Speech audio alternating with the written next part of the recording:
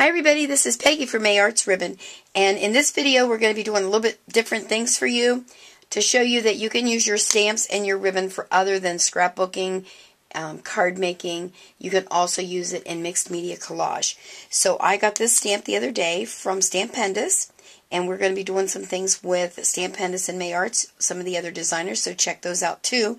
But when I saw this stamp, I knew I had to do a canvas to incorporate that stamp. It is just the perfect size, and I just loved the design in it. All of those lines, oh, so much fun. And it also comes with this, so this will be perfect on my corners. So that's what we're going to do. We're going to put this on there, and then of course part of my collage will include May Arts ribbon, so I'm really excited to do this video for you.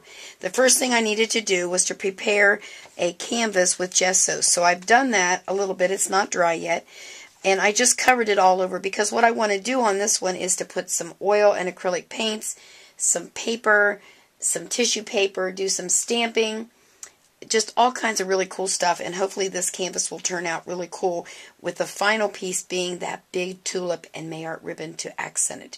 So this is going to have to dry, so I'll be back. Now, the first thing I'm going to do is to build my background. Let me just bring this in and show you. This is a canvas that I'm working on now, so this is kind of where I'm going with all of this.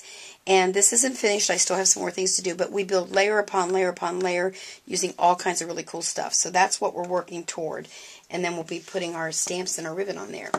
So that's that canvas. I usually like working with the chunkier ones, but that's okay. We're going to use this one for today. So I'm going to be using some of this matte medium, and that's what makes my things stick. And I use my craft mat. I don't know if you can see all that or not over there, but I put it right on there. Because this craft mat, I can wash it off real easy. And I'm going to just use a brush. Now, I learned a lot of these techniques from other mixed media artists that are out there. There's like Donna Downey, Chris Tomlin, different people like that. And I love their stuff, and I have learned a lot from them. So thank you, girls, for sharing your knowledge with me so that I could do this. So I'm just going to tear this up. And when you're working with the gel medium and you're putting it on a canvas, I don't like that line. You want to make sure that you have the medium underneath and you also have it on top so that it adheres really well. This is a messy procedure. So there you are. We're going to put that on there. And that just holds it down. So I will be doing a bunch of this to get my background built.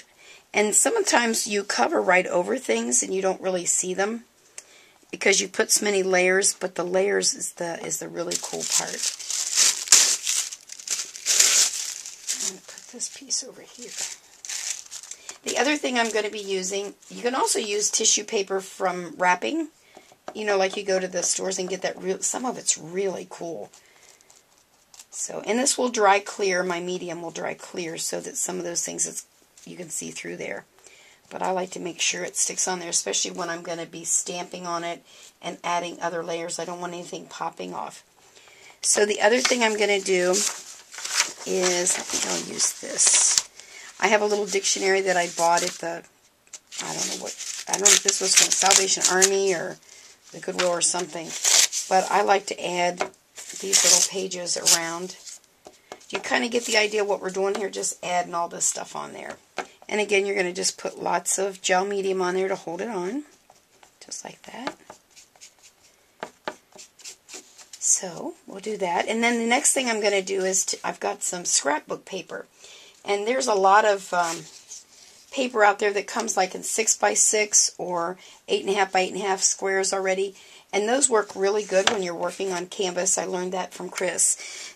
Because the writing and everything is more proportioned to the piece you're working. So I'm just going to, ooh, I like that. I think we will use that because it says beautiful right on it. So I'm just going to tear that. And I'm going to put that right there. Put a little more gel medium. So let me get this on here and I'll be back. Well, I've gone ahead now and made my canvas background with all of the different papers. Some of the things I used, again, were scrapbook pages out of books. Oh, look at those nasty fingers. a lot of gel medium. This will have to dry a while.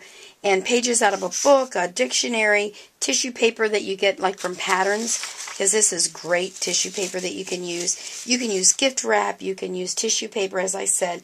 So this is going to have to dry, and then we're just going to keep building layer upon layer until I get to the final thing that I like, something similar to this, and then we're going to stamp. I don't know if you can see the stamp marks on there or not, but we're going to stamp that big tulip. I can hardly wait. Alrighty, I'll be back. Well, my canvas is now dry. I let it dry kind of overnight to make sure it was good and dry. And now I'm going to use a stamp on there, and then I'm going to just do all kinds of things with distress stains and sprays and whatnot.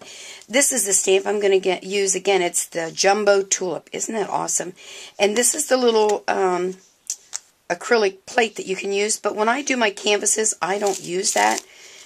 I am going to use it to ink it up, but then I take it off because then I can mash it into my canvas better. And let's see, what am I going to use? I think I will use, let's try some distress stain and see what happens when you stamp with that. No, I don't think I like that idea. Let me grab some ink and see if that'll work. Okay, I'm going to use some Ranger Archival ink, and we're going to ink up my stamp here. Oops. Now once I ink it up, I am going to peel it off because I think it'll be easier to push it again into the canvas. And then once I get a good impression on there, I will start coloring it with just a variety of products, just because I like to play with a lot of different stuff. That looks pretty good. All right, cover that up. And I think I'm going to stamp it coming in this direction. You know what? Let me try it with the acrylic plate and see what happens. If I can get a good impression, well, I might just use this little acrylic plate, which would make me a happy camper. And then you just press it in there real good. And because the canvas is kind of given, I hope that doesn't... Yeah, see, I didn't get it in there too good. But that's okay because I'm going to peel it off. And I'm going to put one over here in the corner. See, I'm able to push it in with my hand and get the rubber down against the canvas. But I'll still be able to use that, don't worry.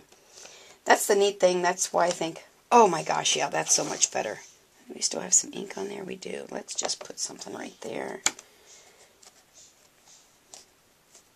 Now I know that looks a little messy, but I'm telling you, once we do it, it will be great. So that's that one. Now let me use the corner. Isn't that neat? Can you see that okay? I'll put that on there a couple places. The one thing I can tell you, if you like to do mixed media collage kind of stuff like I do, you do get messy. So if you don't like to get messy, this probably isn't your cup of tea. Here we go. Let's see how that looks. Oh, yeah, look at that one. Very cool. We'll use a little bit there. And I think I'll put a little one up there. And I might put another piece right there, just because I can. Alright, I'm going to give that a second to dry. Again, that's archival ink, so it's a permanent ink and it's waterproof, which is perfect because all the different things I want to add on there. So we'll let that dry and I'll be right back. That's dried real well, of course, the ink on my flower. So now I'm going to use some distress stains, and I just want to add some color, just because I think there needs to be a little bit of green in there around the base of those flowers. So that looks pretty good there. And let's see, rub that in a little bit so it dries quicker. Now, the thing with mixed media and collage, again, is it's just go for it. Whatever you think you want to make it look like, then that's what you do, which is one of the reasons I love mixed media so much. I'm trying to think here. I think I might make my tulip this color. Now, this is Claudine Hellmuth acrylic paint, and it is wonderful. It's a semi-gloss. Put some of that right on my craft mat and see what we can do. I think I might add a little water to that to make it more of a watercolor look. And then we're just going to come right in. And what's really cool about her paints are that they're translucent, so that I can still see my ink behind there. And the other cool thing about her paints is that I can use just 15 colors and make different colors. I think it's like 50 52 or something. I forget exactly. So I think I'll add a little water to that and make it a little more watercolory looking. Yeah, that looks pretty cool. Alright, so I'm just going to play around with these a little bit. If you want to hang out and watch, that's cool. It's going to take me several hours to do this, so I don't want you to think you have to like stick around. I'm going to run the camera for 2 or 3 hours because I'm not. I think I'll do the same with this one. Maybe change it up a little bit with some more color. So, there we go. Well, I'm going to get some more color on there, and I'll be back. Now, what I did, and I'm not sure if that even came in on the camera, I went ahead and I took my whiter brush. I used some Claudine Hellmuth Modern Red, and I colored in my flower there, like so. Super, super, super simple. And over here did the same thing. Then I came back and I added a little bit of her Painterly Pink? What a weird name. Oh well, it's pink nonetheless. I added that in there just a little bit because I wanted to lighten up the red and give it a little more dimension. So that's why I did that. I like that back in there. And then what I did is I took some of her teal, mixed it in with the yellow because I wanted to add a little yellow here, kind of like the inside of the tulip is opened up, so you can kind of see that. And I think I might drag it down a little bit, and did the same thing over here. I didn't particularly care for the bright yellow on the canvas itself, so I mixed a little bit of the teal with it and got this greenish color, and I'm kind of liking that, adding a little bit of green here and there to make it look more like a garden, I guess. I don't know. So that's what I've done so far. So I'm going to get rid of some of this paint, and I'm going to come back and we're going to do some things with some markers. The next thing I'm going to try and do here is I'm going to use this Punchinella, and I like dimension on here, so I'm going to actually use some of this modeling paste and mix it up a little bit here. Let's see if I can get some of that out. Mine's kind of dry, so I may have to add a little water to that to make it work. This is just to give it a little bit of dimension, so let's see if this works. I don't even think I'm going to try and use, boy, that's really, it's old, I guess, but that's okay. I'm going to see if I can make it work. Alright, so all you do is you lay this down and you just blop it in there, like so. I hope you can see that on the camera. Okay, just press it in there. You don't have to have a thick Punchinella or stencil to make it, give it dimension. I just kind of pat it in there, as you see. No particular rhyme or reason to it. I'm going to have to get some new, I think, because that's kind of... Oh my gosh, look at that. Is that like awesome or what? Can you see that up there in the corner? Oh, I guess you can't. How about that? Is that better? Yeah, there you go. It's holding it out of the camera. Of course you can't see it. I think I'll do that one more time, just a little bit. Right here. No sense wasting this, huh? I'm thinking almost, because I look a little unbalanced there, thinking I need to add one more flower. And it's never too late to add your stamps on there. Now this paste, modeling paste, will take a little bit of time to dry. So I'm going to hit it with a heat tool and clean up my mess. And then we're going to come back and we're going to put one more of the flowers. I think I need a portion of it right there. There's kind of a little bit there. Maybe I'll just paint that one. Oh gosh, I am loving that. Oh my goodness. Let me see if I can turn this around without getting it on myself and all over everything. Can you see that right there? The dimension. And on that corner. Oh my. Awesome, awesome, awesome. Okay, I'll be right back. Well, I have been busy putting layer upon layer upon layer on here and adding different things. Now I'm going to bring in my May Arts ribbon. I'm not going to use it the traditional way, so hang on, girls. This is going to be a little bit different. This is one of the flower, you know, I'll find out all the numbers on there. I use this one a lot, and I'm actually going to use it just to plop on there. And let's see, I think I will use, you know, I think I need to add a little bit of blue on there somewhere. Let's try this color. I don't know if that'll blend or not. So I'm going to put some of my distress stains down on here. I'm not sure if this will work or if it'll just turn muddy since that's still kind of wet. We'll see.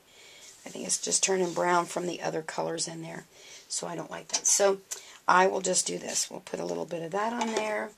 which is just a stain. Add a little bit of water, clean it up there a little bit and get some more on there, and then all I'm going to do is plop it in different places. Now I know that looks like blop, but it adds dimension and texture to your card. Oh, can you tell I make cards all the time? Well, I do. So anyway, that's a little bit much there. And then the other, so that's how I know. I sure hope that they don't get a little flustered at me that I use up their, but you know what? I will use that for something else, somewhere else. And then I'm going to put that on there. And I think, let me try this blue. I need to get a new blue, I think. Let's try this one. Well, you know what? Let's just go back to this and see if this will work. I'm going to use my ribbon as a stencil. There we go. Just to add a little dimension there.